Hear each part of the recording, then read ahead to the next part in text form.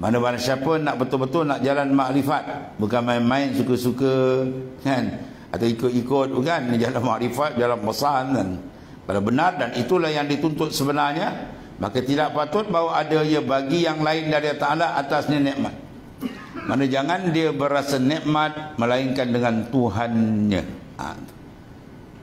Ya, mana kalau hati kita masih berasa nikmat dengan makhluk, suka orang menghadap, suka orang besarkan kita, suka orang pandang kita, orang puji terangkat, orang kutuk dia termenung, itu jauh lagi. Dia sampai sama tu. Hatta yastawiya indahu al-madah. Sama bagi orang puji, istiwa uzammi wal madhi. Sama bagi dia istiwa uzammi, celaan, madah, cuci. Orang cela, orang puji dia tak ada rasa apa. Itu menandakan dia telah meletakkan kaki dia betul dalam makrifat. Ya. Tapi kalau dia masih lagi seronok dengan orang cari pula, dia tahu, dia tak, kita nak tahu kita tersangkut tidak. Kalau orang caci kita, kita rasa tak? Ya. Orang caci kita, orang maki kita, orang perli kita, orang sumpah kita, kita rasa tak?